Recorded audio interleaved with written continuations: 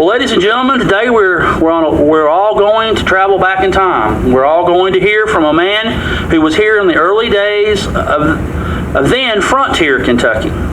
Colonel Daniel Trabue is with us again to tell us the story of his life and his times that he lived through. Stories of dangers of Indians, Revolutionary War service, moving his family to Kentucky, the tragic death of his son by the Bloody Harpers, founding the town of Columbia, and writing a journal in 1827 about his exciting life. So sit back now and listen for the next 45 minutes as Richard Phelps presents to us the life and times of Daniel Trabue.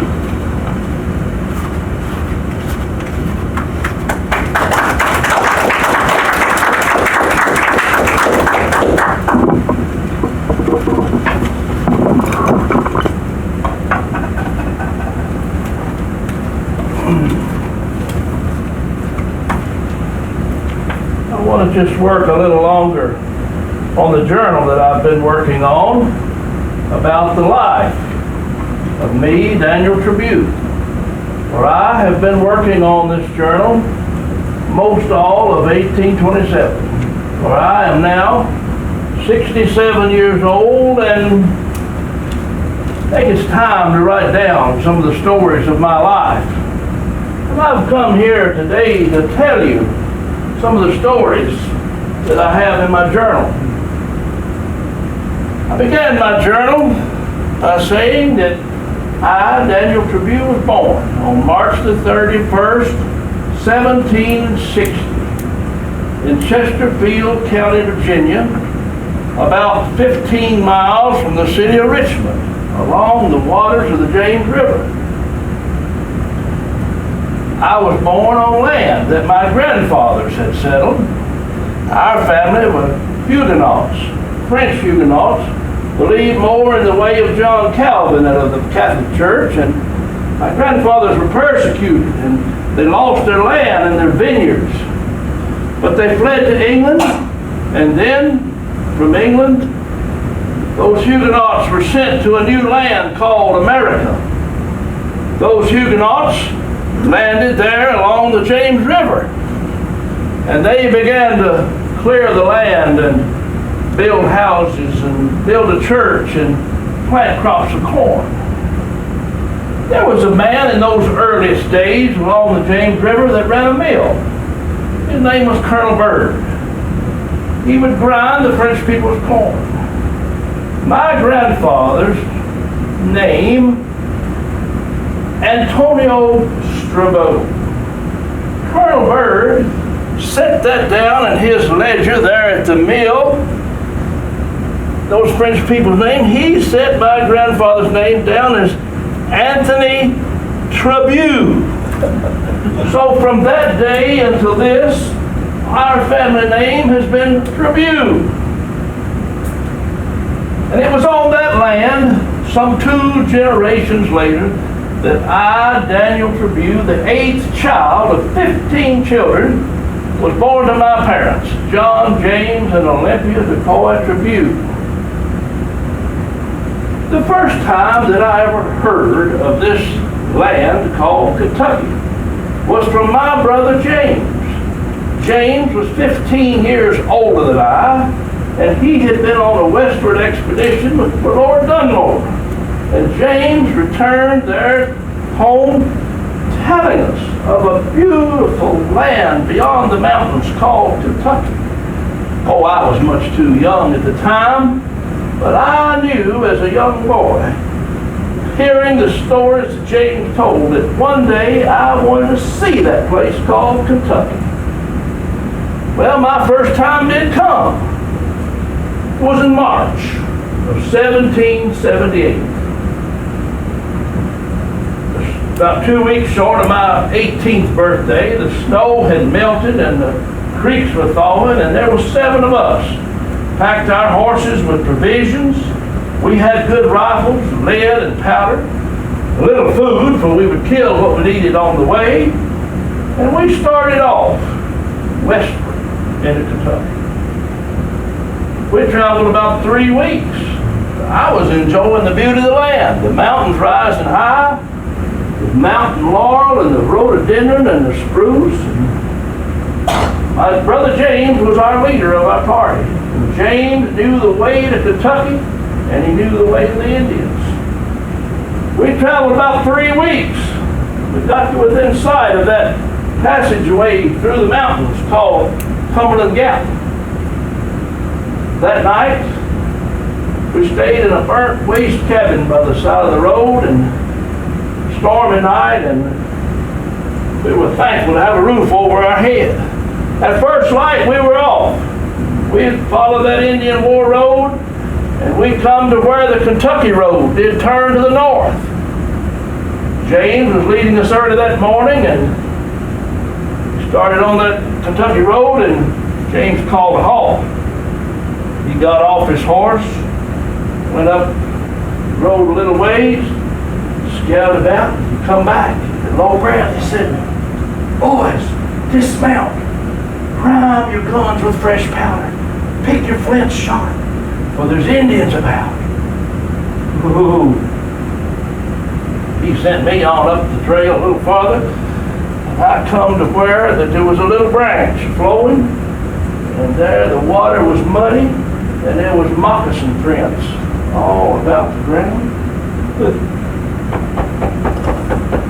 My heart was going pity-pat. I did fear I would be killed in this dry, howling wilderness of a place called Kentucky.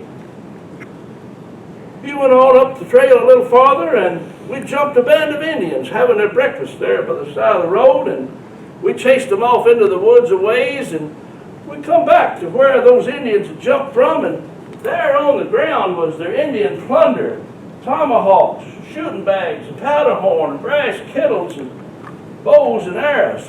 Well, we gathered that plunder up with us, put it on our horses, and we took it to our destination, which was Boonesboro on the Kentucky River. We arrived there at Boonesboro, and we sold that plunder, and it fetched us a price of 50 shillings a man. When we arrived there at Daniel Boone's fort that spring, they told us about Boone and 27 salt ballers being captured that winter by the Indians there at the Blue Licks. We rested there at Boonesboro about a week from our journey, and then we made our way to our final destination, Fort Logan, Ben Logan's fort, 40 miles through the woods from Boonesboro, no road. But we arrived there at Ben Logan's fort, and James knew Ben Logan well, and life was good there at Logan's fort. They had milk, bread, and butter. And that first spring here in Kentucky, James and I cleared an acre of ground and planted a crop of corn. There were many things happening that first year. James, my brother, was appointed commissary of the 4 forts here in Kentucky. The fort at the Falls of the Ohio, Boone's Fort, James Harrod's Fort, and Fort Logan. I, little brother Daniel, could read and write, and I was appointed deputy commissary at Fort Logan, and I drew the pay of a captain. I was in charge of the lead and the powder and the meat, and I would often have to leave the fort and go off and hunt for buffalo and bear and deer. It was on one of those hunts that I hunted down to the south of the fort, and I found my way all the way down into the Green River country, that beautiful hunting land between the Green River and the Cumberland River. I remember the beauty of that land. That first year here in Kentucky, many things happened. James Harrod married Ann Colburn McDonald, the widow. It was a terrible thing about Ann's father, wasn't it, Mr. Colburn? Do you not remember? Well, I do, for I was there. Mr. Colburn was there with us at Fort Logan, and he wanted to move back to Harrods. He had moved most of his belongings. And one day, he come back to Logan's with two men, a Mr. McCoy, a Mr. Walker, and Mr. Coburn. Now, Captain Logan scolded him harshly for traveling the road with no more guard than that, as many Indians as there were. Mr. Coburn, he said there might be Indians someday, but there wasn't any today. So they loaded his belongings, and they bid us adieu, and out the fort they went. It wasn't over 2 hours, and Mr. McCoy returned to the fort with dreadful, melancholy news. They had only gone a little ways from the fort, and they had been attacked by the Indians. And he did fear that Mr. Coburn and Mr. Walker was dead, and he had barely escaped from the Indians. Well, Captain Logan, the great leader that he was, got a group of 12 to 15 men together quickly, and they went to the site where the attack had been, and I stayed there in the fort with Mr. McCoy to try to reassure him somewhat. But they went to the site, and they did find the bodies of Mr. Coburn and Mr. Walker, killed and scalped by the Indians. They looked about and looked to be the work of 10 to 12 Indians, and they found that they left some of their things and left their horses hobbled in a cane. They knew they'd be back. So they found a good place to hide, and James found a good place, and he told them they could see the Indians starting back. James said, "Boys, see that Indian with that naked belly? Don't shoot him. I want to kill him myself." So those Indians drew closer, and James got his naked-bellied Indian.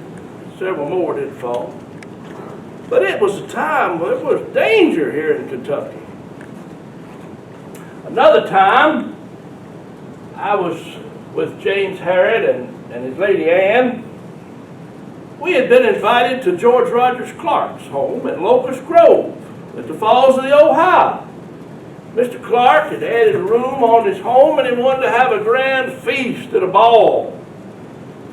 So I come from Logan's to Harrod's, and morning come, and we started off about 20 men and about 7 women.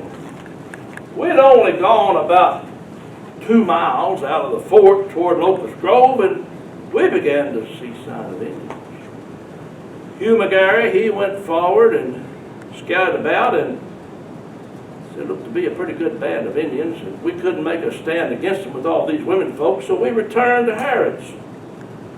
Next morning did come, and we was off at first light, this time with about 14 men and 6 women. Some of them were just afraid to try it.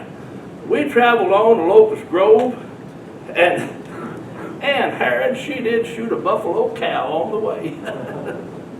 We arrived there at George Rogers Clark's home, and he had a grand feast, and those fort women, they were cleaned up in new dresses, and it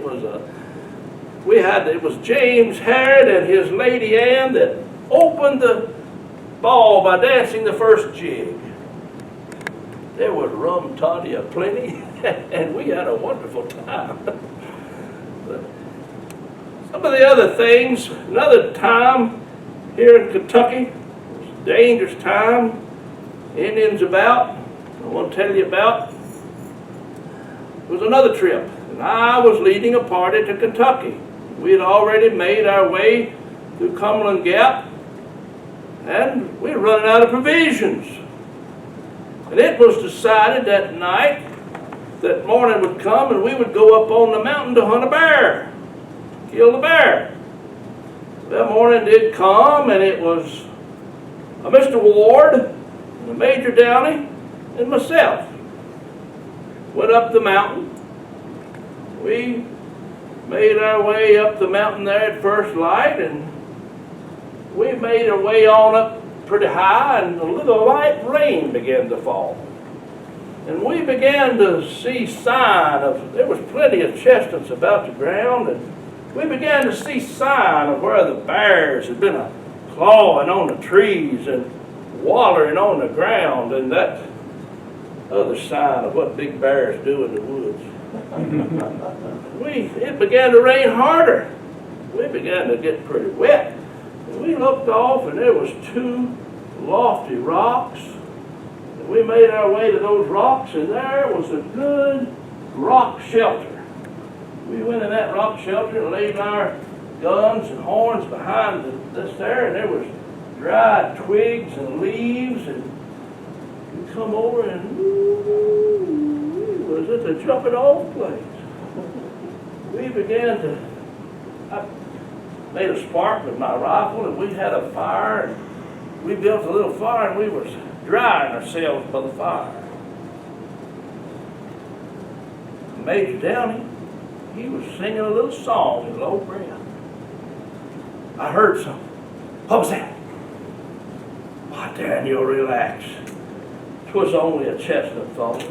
I said it sounded like a stick pop. And I looked out the end of that rock shelter, and there, coming at us, was a band of Indians. Tomahawks raised, knives flashing. Looked out the other end. We didn't know there was another end. There was another group of them coming at us from that way. I said, let's jump down. We grabbed our rifles, bags, and horn, and it was Mr. Ward and Major Downey and me. We landed on wet, sloping leaves, and we rolled and tumbled and got our breath, and we began to run. And those Indians didn't come the way we did. They come around, and they began to follow us. We ran about a mile, and I was getting tired. And I stopped to get my breath from that running. And I looked back, and that lead Indian was leveling his rifle and drawing a bead on me. Now, there's nothing that will give a man renewed energy like an Indian pointing a rifle at him. As I ran past Major Downey, he said, Daniel, let's stay together. He had never said that when I had been closest to the Indians. We ran all the way back to where the party was camped, and I was so thirsty I did drink water from my shoe. But it was a time of danger here in Kentucky. Back at home, in the East, then more and more talk of war. War, and it seemed like the cry was taxation without representation. We were at war with the British, and I was in a militia unit. In our militia, we were taught at the age of 15, we mustered and taught to handle our rifles and all the basics. And our militia unit had been called up some different times and laying idle mostly, but the Continental Army was doing the fighting. I'd been called up about the third time, and we wasn't fighting. I decided I wanted to go home. I was going to hire a substitute.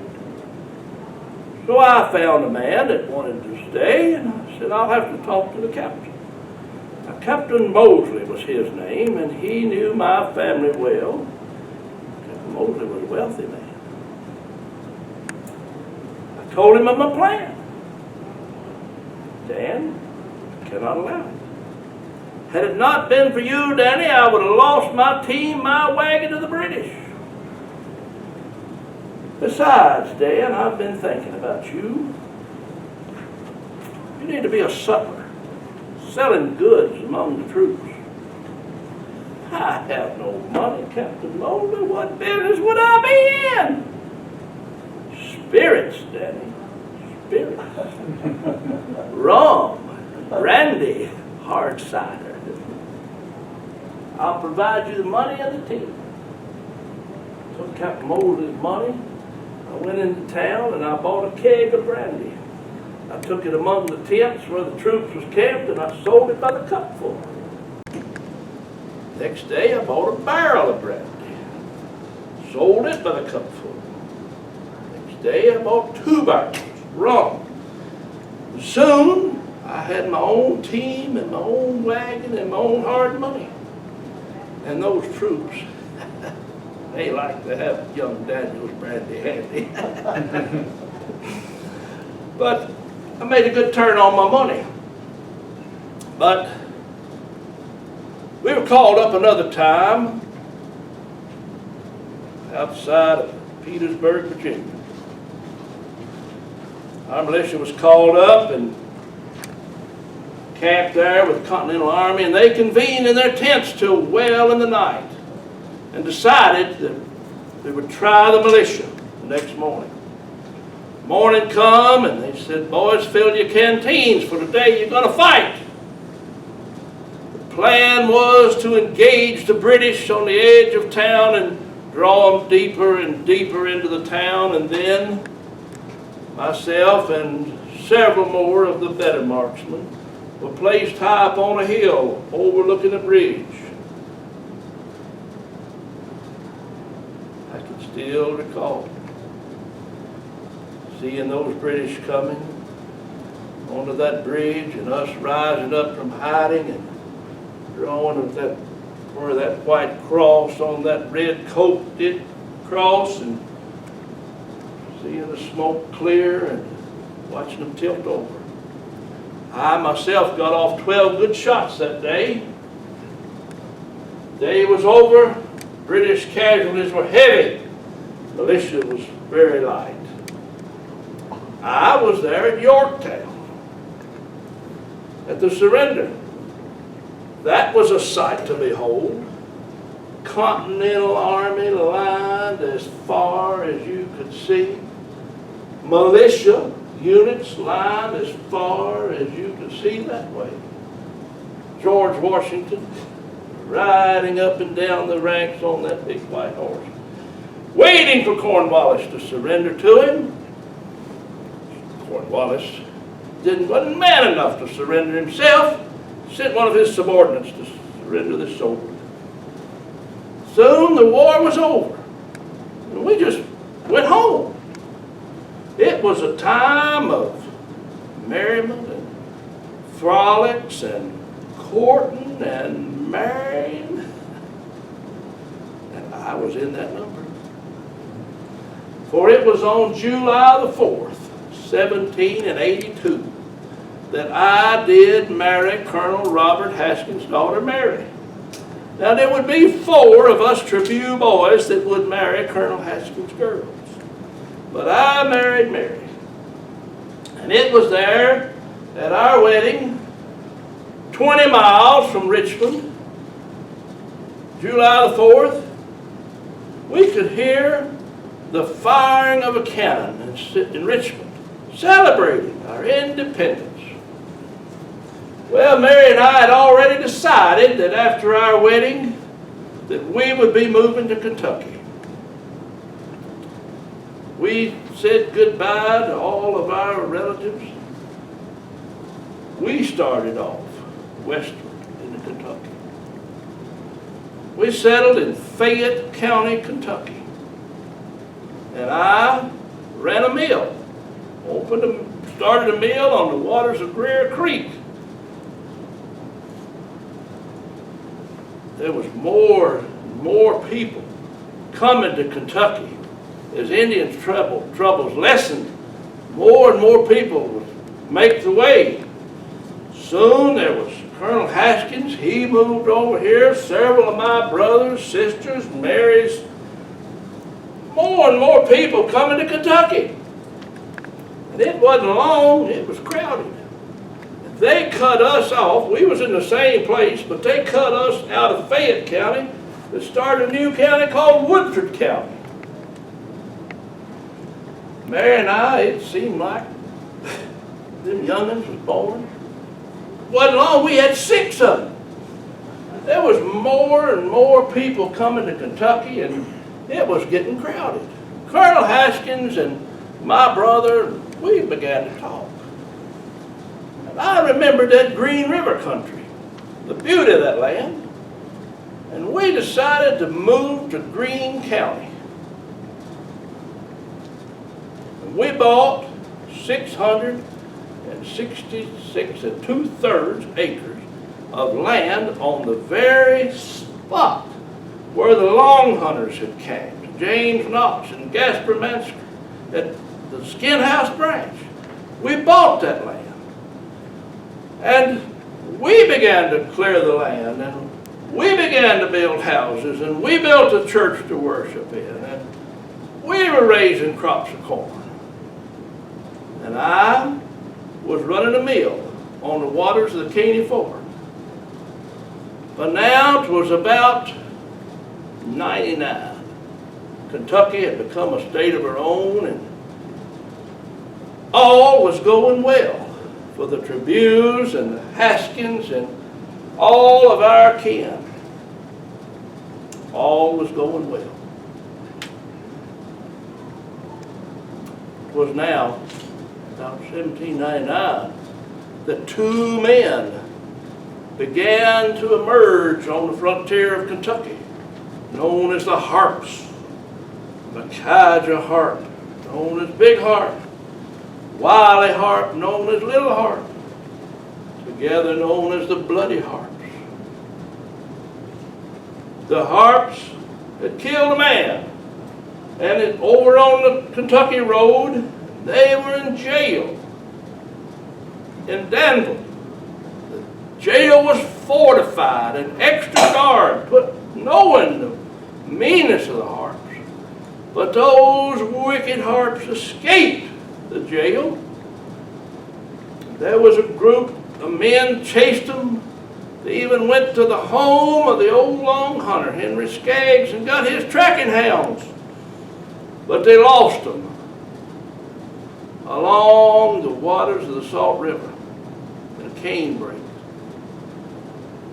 No one knew where those Harps would appear next. But was one thing certain about the Harps: death would be close by. 2 days' time, those Harps emerged from that canebrake near my mill in Greene County.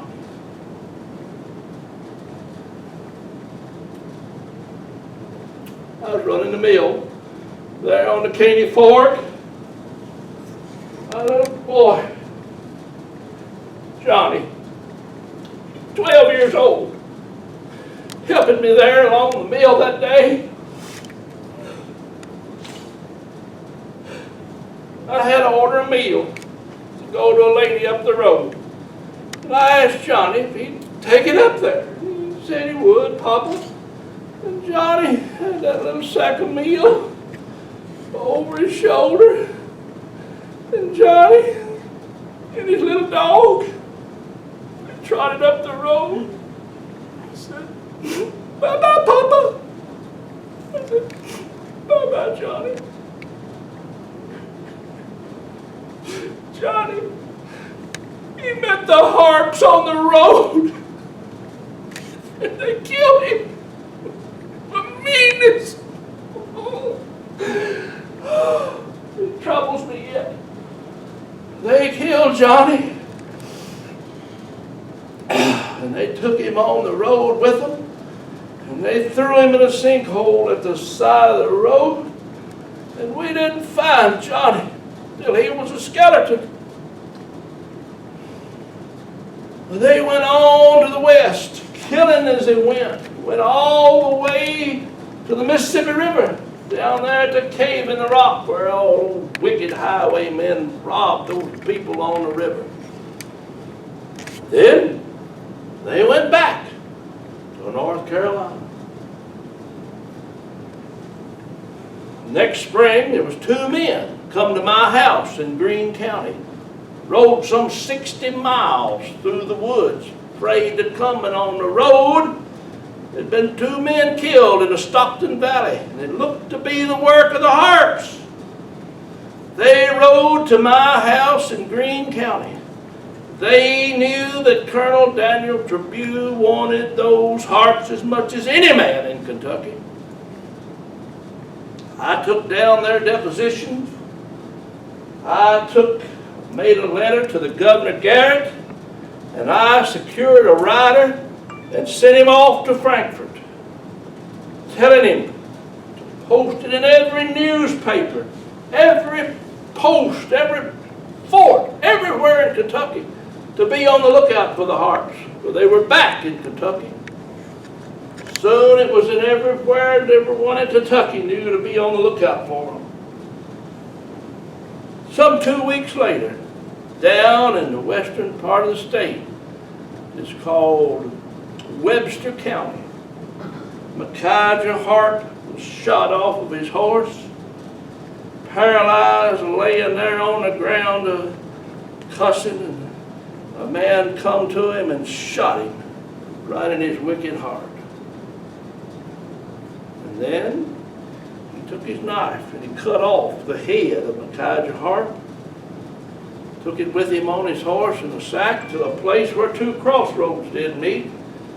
He sharpened a sapling at the side of the road, and it drove the head of Micaiah Hart on that sapling and left it there till it rotted, as a warning to other highwaymen what might befall them.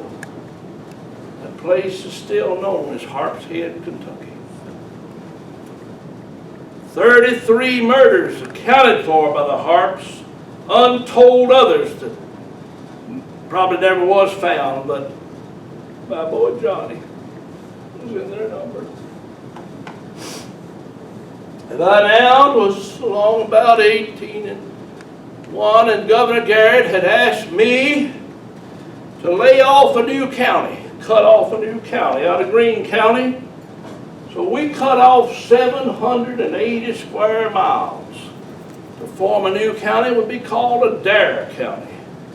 General John Adair, a worthy man, had been a U.S. Senator. We surveyed that land off, and we had to find a place for a county seat. And it was my two brother-in-laws, William Cowell and Creed Haskins, and myself, Daniel Trabue. And we rode that country over, trying to find a place for a county seat. And we found a place where 2 buffalo roads did cross and 7 good flowing springs about. And we decided that would be the town. It would be called Columbia. Columbia, the female name of the nation herself, America the male and Columbia the female. And our national anthem was Hail Columbia. So it was a fitting name for a fitting place. We convened in 1802. The governor was there and selected the people to serve as sheriff and clerk, and I served as sheriff, and my brother-in-law, William Cowell, served as county court clerk for over 50 years. I was involved in everything in those earliest days.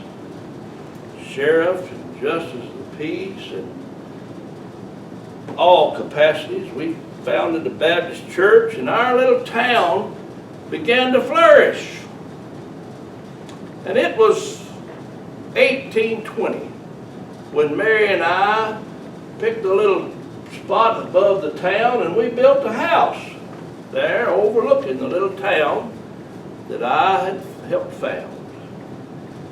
And it's there in my home in 1827 that I sit down with these memories of my journal. After I finished that journal, by the 1830s, times began to change. We went into a time, they called it a financial panic. I called it a time when there was no money. The businesses that I was in began to fail. People couldn't pay. Mary took ill, and we lost our home. We couldn't pay the taxes. Mary soon died, and in failing health, I had to move to Greene County with my daughter, Sally Anderson. and I made my last days there in Greene County with Sally. And it was there on September the 10th, 1840. 80 short years, the old colonel, who as a boy had come to Kentucky on the Wilderness Road, stepped out on streets of gold. Then, taken to the Anderson Cemetery and buried. And there, largely forgotten, just as you'll be forgotten with the passage of time. But my journal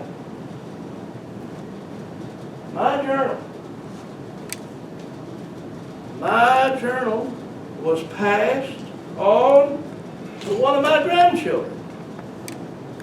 And then my journal passed on to a man whose name was Lyman Copeland Draper, a man who gathered up lots of journals and diaries from the people.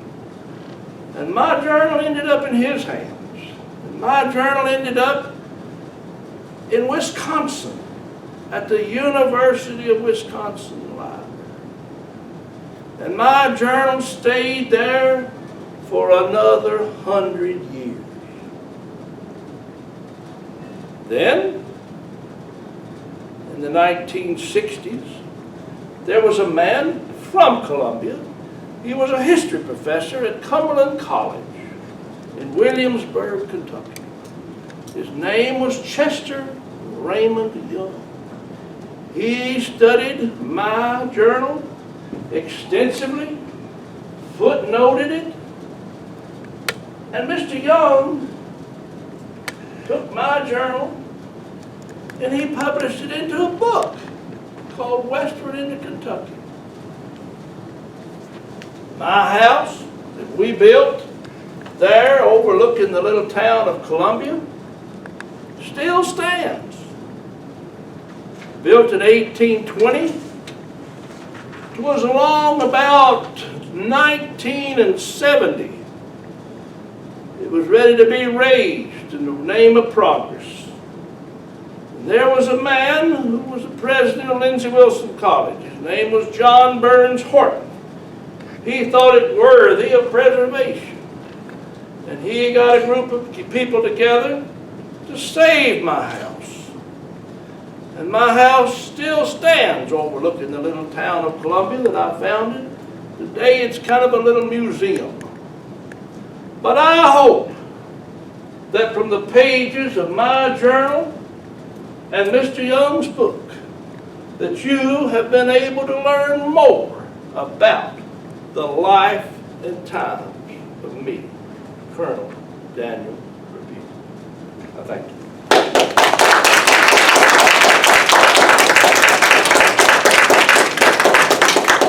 Hope you enjoy that story. Thank you. There's several people, Trabues, here in this county. Are you a Trabue? Yes. Okay. That's Bruce. Okay, Bruce. Okay, it's been a long time. Edward was Edward, Versailles. brother, yes. Versailles, Their home's still there. still there in Versailles. And the home in Virginia is still there. Is it? I want to go. Harry is half nephew of my grandfather. Yeah. He had visited, a lawyer had bought it or something, they restored it. There in Virginia, it's still there, and there's a lady living there now. She let him visit it. Yeah. Well, as far as I know, we have no picture, no drawing, no caricature, nothing of Daniel Trabue.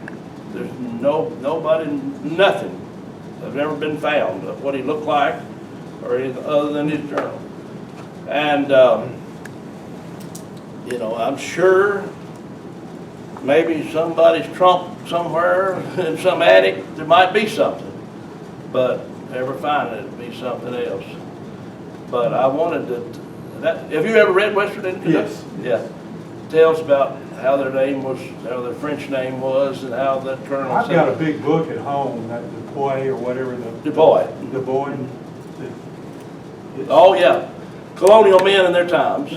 No, this is, it's something about all her family. Yeah? Okay. Her aunts, Yeah, and how they snuck her out of France France. as a male. right, that's in the book, yeah, that's a good story. And there's, But you can't cover 80 years of a man's life. Just got to hit a few top stories there. But he had an interesting life, and I was the president of the association there for several years, and we preserved his house, and I wrote a grant in '92 when we had the bicentennial here in Kentucky, and we got a little money for some windows and things, but all those years I never read the book. I never had read West Virginia, Kentucky. I didn't know. You seem to know quite a bit about No, it. I just didn't enjoy it. Yeah. Okay, yeah, that's John. But I read the book and I thought, man, he's a fascinating character. And a friend of mine asked me several years ago to speak to a DAR meeting that she was having there at the Trabue house. And that's when I sort of brushed up his story and tried to make up a little story, and I enjoy telling it. You do a good job. Thank you. Excellent. Thank you. Richard, did Daniel Trabue ever meet Daniel Boone in his travels? Oh, yeah. Oh, and I meant to tell that. it tells that in the book. Yeah, I meant to tell that in the story, but see, they had Boonesboro come under siege, and they sent 12 men from Logan Station to Boonesboro to help reinforce Boonesboro. Well, then in September, when the siege took place at Boonesboro, there was a man, I tell that story sometimes, a man named William Patton. He had been off hunting, and he come back and found Boonesboro under siege. Well, he come to Logan's Fort to tell them that they would likely be next. You know, the Indians would come to them. So they got ready for the attack, and the attack never did come. But then they thought that their 12 men from Logan's Fort was killed because they thought Boonesboro fell. But those men come back, and I should have just done that as a little encore. But anyway, then time went on, and Richard Callaway brought charges of treason against Daniel Boone. And Daniel Trabue's journal is the only known historical first-person account of that court-martial.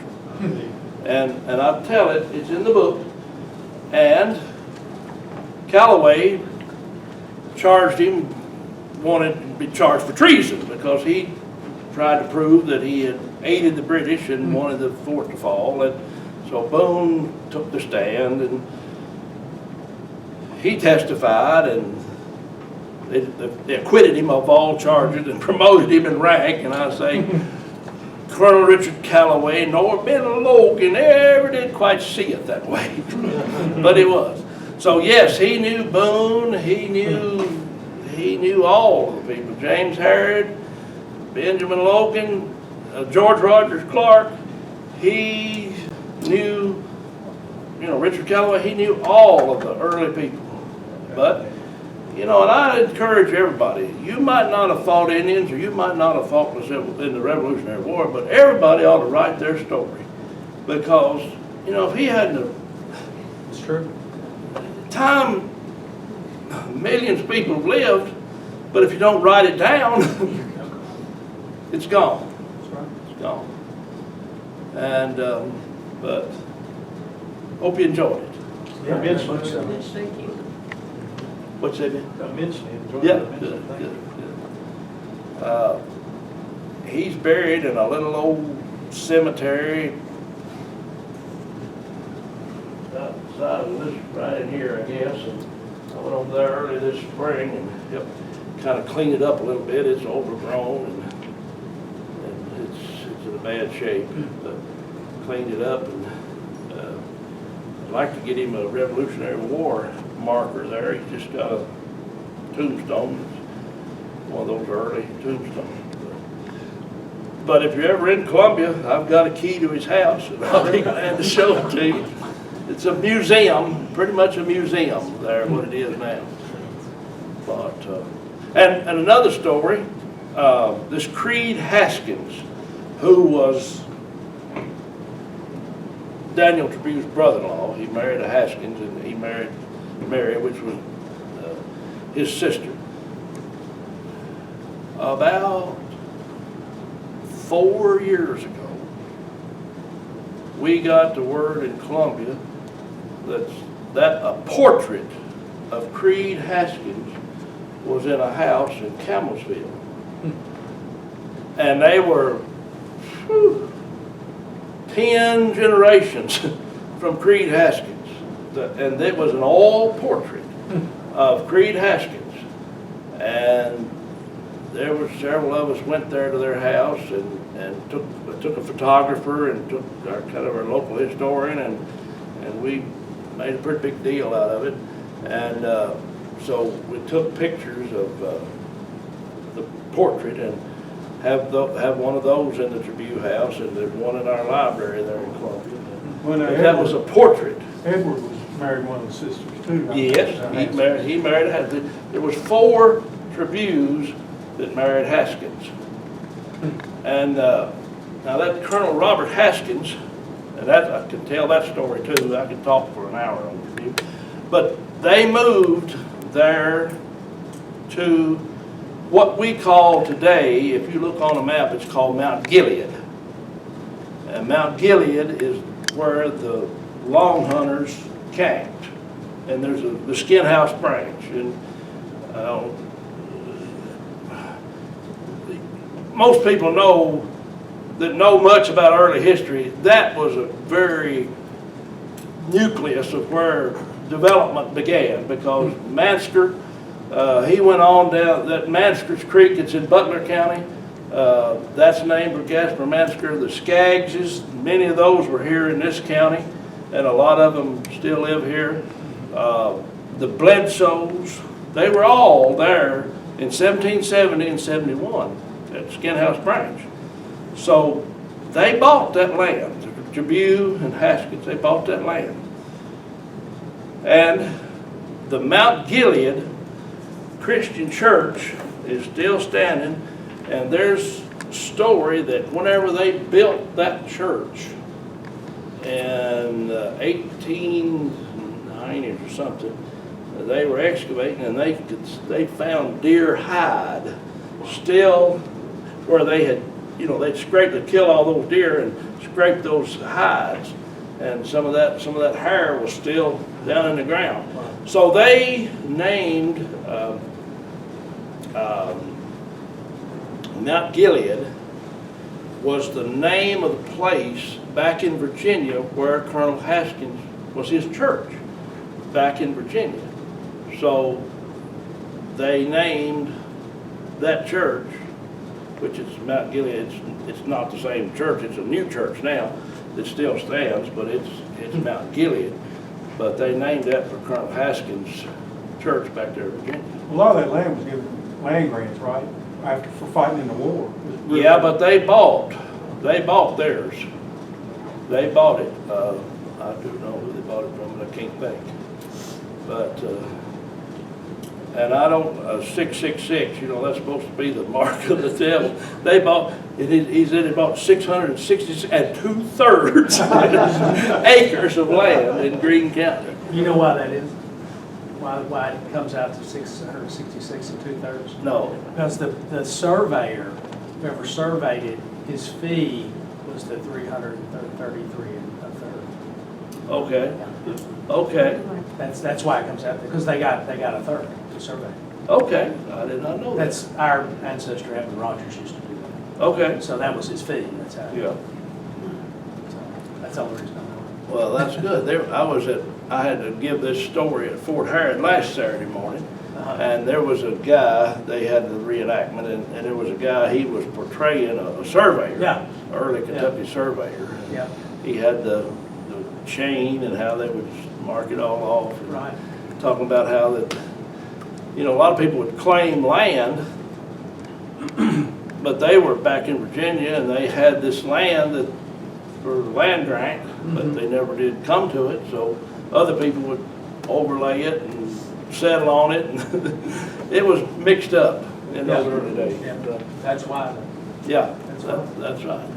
That's good to know. So, I'm glad to talk to you. Y'all are the Barron County Historical Society? Yeah. Well, we have the Adair Heritage Association, and we try to preserve things, and try to have different things, so we're doing the same thing. And I commend you on this cultural center. I don't know who's behind that, but it's a great thing, and it's a lot of good history here in this county. So, Okay. Does anybody else have any questions? Sure have enjoyed it, Richard. Thank you. I'm glad to do it. I told you a long time ago that I told that little story, and then we kind of got into the virus and couldn't do much, and so glad to tell it. Is the book available Yeah. on Amazon? University Press. University Press, okay. University Press. See, Young wrote the book, and then this is a new version. New printing. New printing. Just a few years ago, with a new forward, University Press of Kentucky. It's about,